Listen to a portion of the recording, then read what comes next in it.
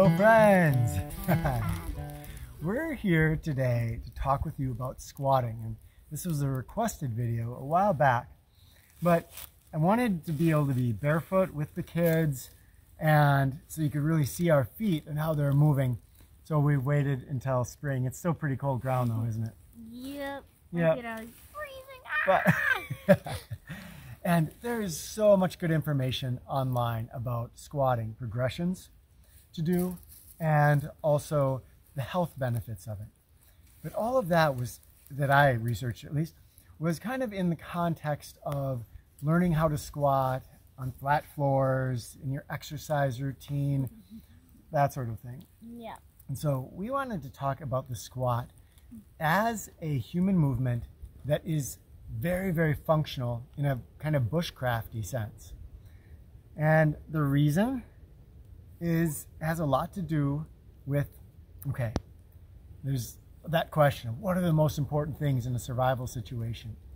But often people will say it's shelter, and what they're saying is not really that it's shelter, building a shelter, but it is conserving your core body heat. So we use a lot of energy to try to keep ourselves warm. A lot of heat is lost through the process of conduction. This is when two bodies are going to rest upon each other and there's going to be heat transfer, energy transfer between them.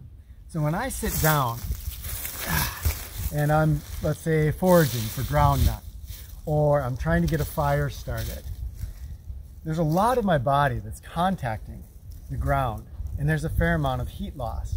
This is, well, it's powerful enough that sometimes I've been out with forest monks and we've been doing long kind of winter treks, and they're getting really cold, and they think if we stop and make a fire, we'll get warm. And it makes sense, right? Right, warm. Yeah, so, and it'll work if you build a big fire. But if you build a small fire and you're sitting around it, and you're sitting on the ground, and you're getting yourself wet, you're getting yourself colder, and you end up being colder sitting around the fire than you were when you were moving around. The squat makes your feet freeze off if it's springtime and the ground is still cold. Yes, most people aren't going to be barefoot squatting, but even if they were, what's happening is that only the bottom of the feet are touching the ground, and the rest of the body is up off of the ground. So the basic effect here is that it minimizes our contact with the ground and reduces that heat loss. This is also a very active movement. If I'm just sitting, calorie expenditure is not happening, and my body isn't producing that heat that happens when I'm in more of an exercise motion. And so here, the body is working in a different way, and it's more warming, just for that reason. But eventually you're going to get tired of just using you know how you were talking that it helps build and work your body? Yeah. But also eventually you're going to get tired of sitting and working your body, and you kind of want to relax and just sit down, you know? Yeah, so our culture is built around that concept of relaxation. And so for most of us, this is not a relaxing pose or movement.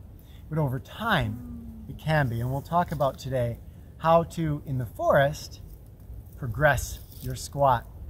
One more thing to say about it, though, is that we think of the squat often as a passive kind of movement. I just sit here squatting.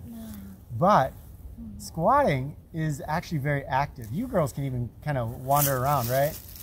You can walk around in it. You can be foraging, looking for this, and you're in your squat, and it can be a very active pose. Now, can you girls stand up, get back into a squat? Yeah, you can see with little ones, and if you have children yourself, you'll note this, it's completely natural. It's easy, right? You just do it. Now, as we get older, if we don't practice that squat, and in our culture, we don't do it. We don't go to the bathroom like this. We are never in this motion, which is a very natural way to hold our body. So for us, it gets, that is, and if it's feeling like that, that's a good sign that we've lost a lot of that natural ability that just comes with being human. We lose it by sitting in our chairs, in our lazy boys, at our computers, all these things that will basically never put us into that squatting position. So even by the time you're this old, a lot of kids just not squatting anymore and are beginning to lose that capacity. Now, if you're like most of us, you don't have a great ability to squat right now, but you may want it. You may want to be able to sit around that campfire and be in a squat and have that active position that not only allows you to reduce that heat loss, but to quickly stand up, be aware, get back down. Very different than the kind of plopping sitting motion that we're so used to, where getting up takes me a while. Yeah, that's a lot longer than just... Yeah. So today we will share some progressions on how to get your squat out in the woods. And what you'll need is some terrain. You'll need a slope. And we've got a really nice one here, but even a small hill or dip, a tree track, anything that has a little bit of slope can help you out with this. We're going to be using a tree that's on the slope. If you're lucky enough to have that, awesome. If not, another human being can be used, or a rock, fence post, a rope tied onto a tree that's further away. Improvise. But we'll show you the basics on how to get started. So there's two big things that we have to look at while we're trying to get that squat, and that's going to be strength and it's going to be flexibility. Strength-wise, these muscles, they're just not used to going all the way down, and so, we might get here and feel like, what's going on? I just don't have the strength to be in that deeper squat position. And the other is flexibility, and for a lot of us, the biggest place we're going to hit that is in the flexibility of our calves, our ability to bring our toes upwards. And so, like any new movement, we want to progress gently and be kind to ourselves. This is where a slope comes in. Because if I have a slope, you can see that my toes are kind of down. I don't have to have a lot of flexibility to be able to do this. And the steeper the slope, the more my toes get to be down, and that calf is not going to be flexed upward really, really hard. If I have a tree, I can position myself and I can start to walk myself down. And just feel this. I'm trying to keep my toes and my knees pointed straight. I don't want to be flared out a whole lot. I'm squared in. Try to keep things nicely aligned as we move down. You get a tree that you know can hold your weight, and then begin to lower yourself down. And feel that. And if you feel like, I'm starting to stretch or something feels not great, that's where you want to be with it. For a lot of us, we might not go any deeper than that. You just made up your camp, you started a fire. Sit and practice your squat. Your squat is like a piece of bushcraft gear. It's a really powerful one that's going to give you insulation, that's going to strengthen your core and your lower body, make you better able to hike. There's all these advantages to it. And so if you think of it as a piece of gear, it's worth spending time on it. I'm going to lower myself down, and just see where that place is. And if I can get myself down to a place where I'm kind of, the back of my leg is resting on my calf, I'm into that full squat position where I can almost rest and sit. And you may find then, I can release a little bit.